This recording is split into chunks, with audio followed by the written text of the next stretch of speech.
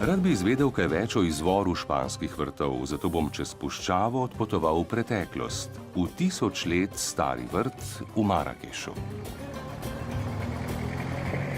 It gets blisteringly, unimaginably hot here, and on top of that you've got winds that whip up sandstorms. I think they have less than 2 weeks rain in the entire year. So you can hardly think of a less promising place to make a garden. A garden they do.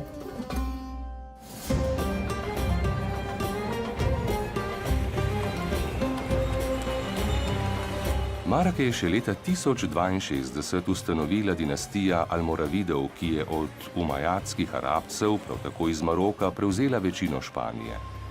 Marakeš je že od nekdaj veljal za mesto vrtov. Danes je to živahno, turistično mesto.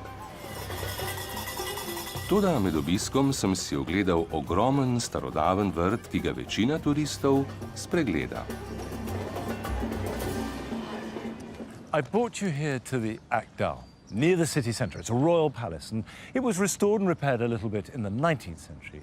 But almost everything you're going to see is pretty much as it was when it was built in the 12th century.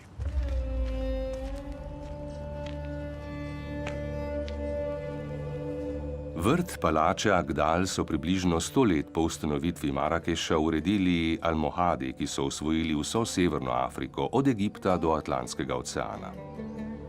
Ime Akdal izhaja iz berberskega jezika in pomeni travnik obdan z obzidjem. Lahko mi verjamete, da je ta travnik resnično ogromen. I last came here 10 years ago. And it doesn't seem to have changed much, but then it doesn't seem to have changed much in the last 900 years. And the first impression always for the visitor is that it really doesn't seem like a garden at all, but it is. And in many ways it's very similar to the gardens that I've been visiting in Spain. The key elements of water and fruit and the layout share all those characteristics of much smaller gardens. It's just here the scale is increased hugely. Vrt Akdal se razteza na 400 hektarjih zemljišča in je obdan s približno 15 kilometrov dolgim obzidjem. Maroška kraljeva družina ga še uporablja. Ko so njeni člani odsotni, pa je vrt po 2 dni na teden odprt za obiskovalce.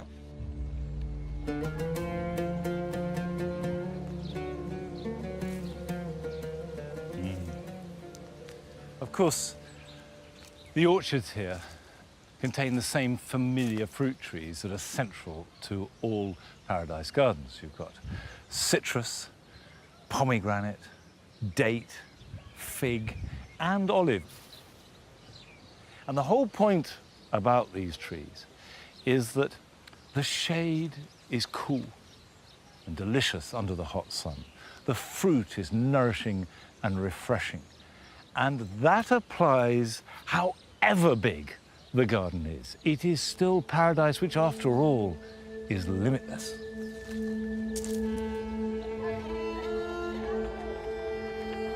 Tudi tu ima voda bistveno vlogo, tako kot pri vseh rajskih vrtovih. Prvinski puščavski duh je vedno v bližini. Toda v vrt Akdal priteka po dobrih 900 let starem gradbenem izumu z oddaljenega gorovja Atlas. Ta zbiralnik je bil še do 20. stoletja glavni vir vode za Marakeš. Obsega dobrih 200 kvadratnih metrov in drži do 200 000 kubičnih metrov vode, torej za več kot 80 olimpijskih bazenov.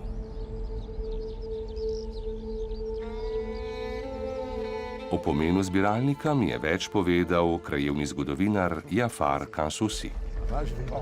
الماء في المنطقة نتاع مدينة مراكش قليل جدا، ولكن الحضور نتاعو هنا في منطقة مراكش كأنه كثير، يأتي من تقريبا من 20 كيلومتر من نحو الجبل، ويأتي بصفة عبقرية كبيرة فيها، لأن الماء يأتي من خلال الخطارات.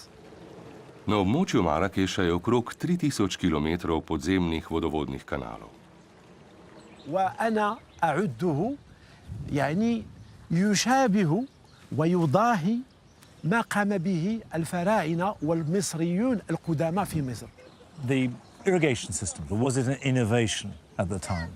هناك يعني أجيال وأجيال من مئات بل الآلاف نتاع الناس اللي خدموا كل ساعة وكل يوم وكل فصول وكل الشهور ويعني وسنوات ومئات السنوات كانوا يخدموا يعني يعملون بشكل متواصل. ولولا هذا العمل ولولا هذا الاستجلاب الماء بهذا الشكل العبقري لما كانت مراكش. Po zaslugi takih sistemov so islamski inženirji na poteh, po katerih so potovale karavane, na priročnih krajih uredili oaze. Sultan je na vrtu zbiral vojake, ki so taborili pod drevesi, v zbiralniku pa so se učili plavati. Leta 1873 je kralj Mohamed IV. Tu utonil, ko se je njegov čoln prevrnil.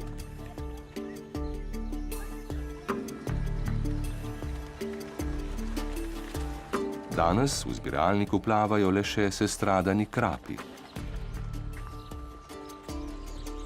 Vrtagdal raj ponazarja v resnično velikem merilu in spoznal sem, da so islamski vrtovi veliko bolj raznoliki, kot sem sprva domneval. Zato sem se odpravil na kaotične mestne ulice, da bi poiskal še več vrtov, ki zrcalijo podobo raja.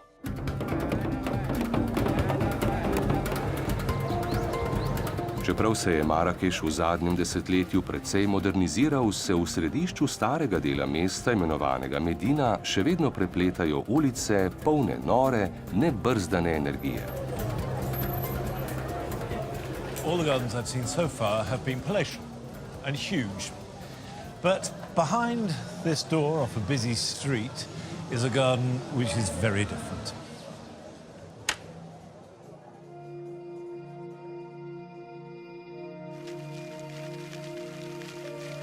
Islamske hiše imajo skromno zunanjost in običajno tudi notranje dvorišče. Razkošje in blišč sta skrita pred očmi javnosti.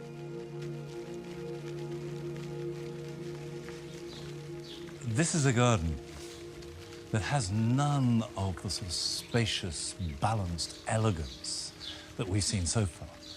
It's as though all the plants have been oversized, and in order to make them fit, they've been crammed into the garden like too many flowers in a vase.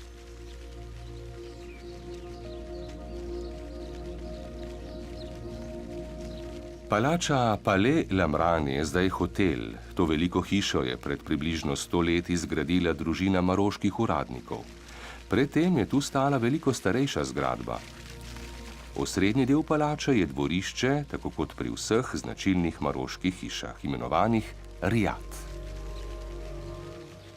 And what you have is a real sense of a green haven in the middle of, at times, what are chaotic streets.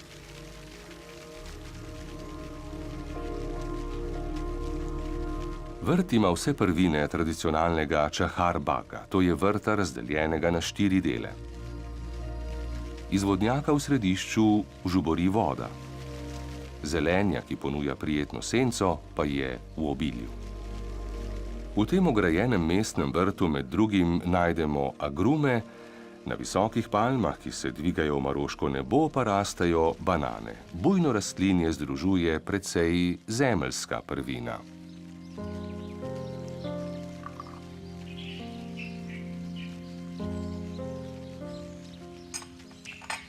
The paths, the floors, the walls, the pillars are all clad in tiles.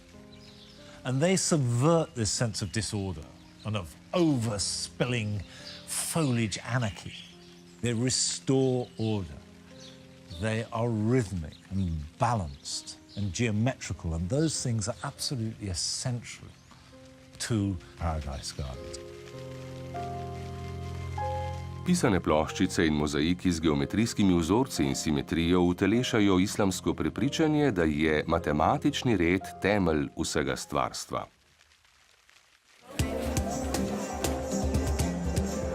Take ploščice vidimo povsod po Maroku. Izdelujejo jih v majhnih delavnicah po vsem Marakešu. Krajevni vodnik Aziz me je odpeljal v delavnico blizu starega mesta. Every piece of these mosaics is chipped by hand. Just by hands. So because each piece is cut by hand, each piece is unique Exactly. and alive and with the skill of the maker. Definitely.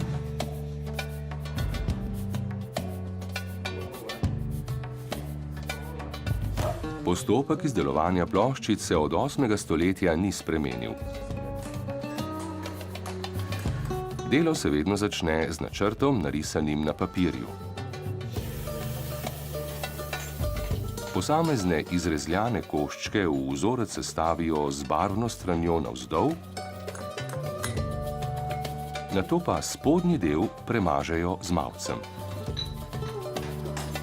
Ko se mavec strdi, razkrijejo končni izdelek. It must take millions of these if you look around Marrakesh. Oh, definitely. For example, this is 400 per square meter, 400 pieces.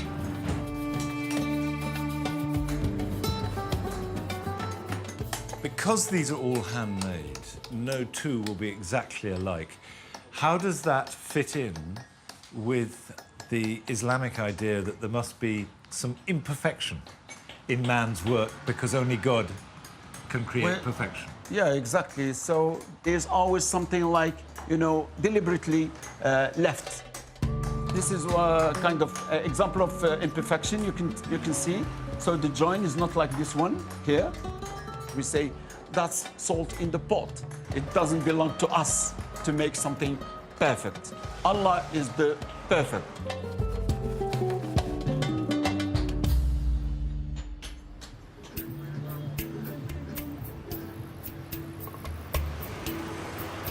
Vsi vrtovi, ki sem jih obiskal doslej, imajo dolgo zgodovino, pa čeprav so še živi in rastejo. Rajski vrtovi pa nastajajo še danes. Pred odhodom iz Maroka sem hotel obiskati še rajski vrt, ki so ga uredili šele pred dobrim letom. This is extraordinary. Extraordinary sense of calm in the middle of this teeming place, but not just that. Because all the things you would expect, the water, the sound of it bubbling in a basin, the birds, they're familiar.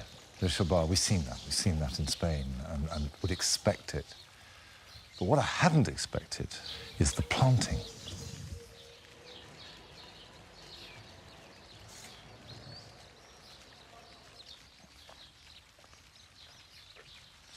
The planting is breathtakingly simple. And it's based upon the Persian idea of a fragrant meadow. It's called bustan.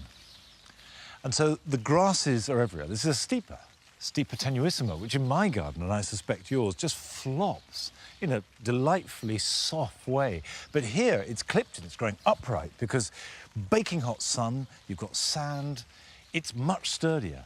And then dotted in amongst them, you've got this Cape garlic, tulbagia, and then the odd lavender palmatum. But just every now and then, as though they're just naturally growing in the meadow, yet within this courtyard. And that's both brilliant, I think. It's fantastically inspired planting, but completely embracing the idea of a paradise garden. Le Jardin Secret, skrivni vrt, je bila nekoč zelo pomembna palača, tudi sredi 30. let 20. stoletja so jo zapustili in začela je propadati. Leta 2008 so sklenili, da jo bodo obnovili in preuredili v javni prostor. 8 let pozneje so odprli vrt, ki ga je zasnoval britanski krajinski vrtnar Tom Stuart Smith, uredili pa so ga krajevni obrtniki.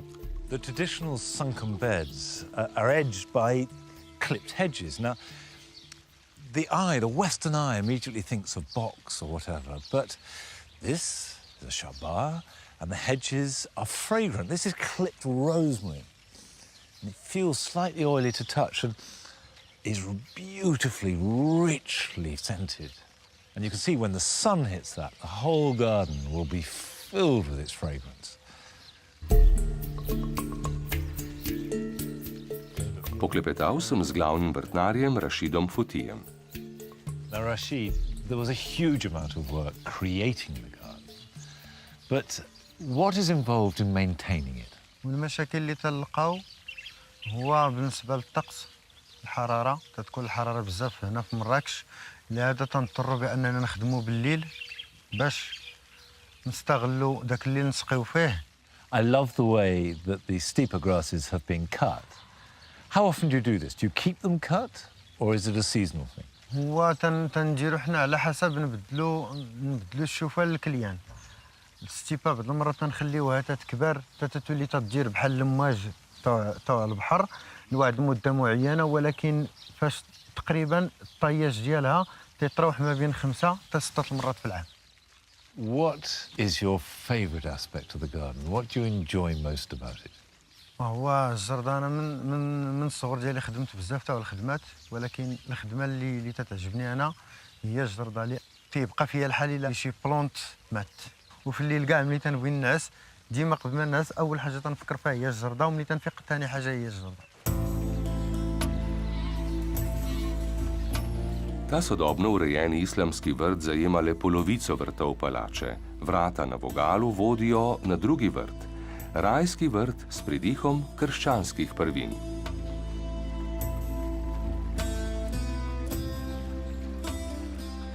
Now, Lara, this is very different indeed. Tudi eksotični vrt je uredil Tom Stuart Smith. Zahtevni projekt je zasnoval in financiral Italijan Lauro Milan, ki v Marakešu živi že vrsto let. Tell me about this space. What was it like when you came here? When I started, this land was with small houses, no garden. The surrounding walls existed and no buildings, practically historical buildings. The only historical part was these 2 basins with this channel. This is historical. So this is original? This is original, yes, and I kept it.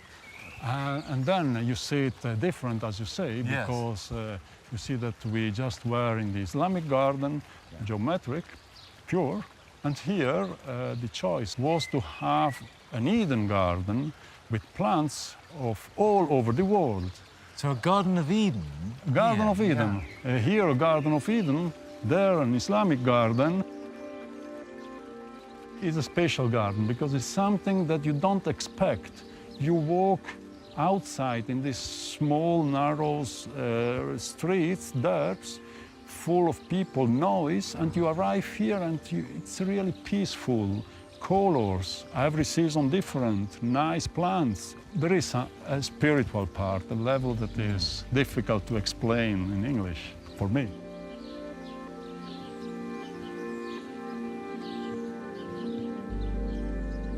I like the way that a garden done as the Garden of Eden counterbalances the more conventional paradise garden with its Islamic influences.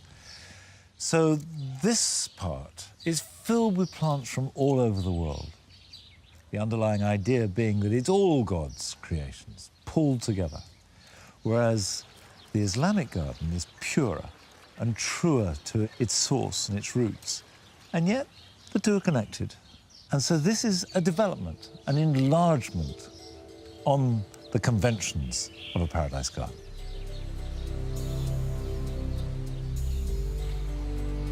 Vrtova se mi zdita zanimiva združitev sodobnega in tradicionalnega.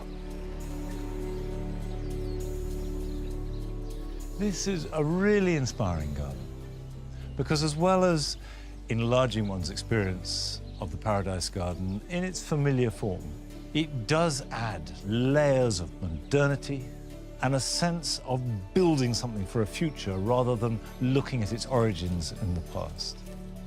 And it's also sown a seed that is nagging away at me. And it's that Persian fragrant meadow.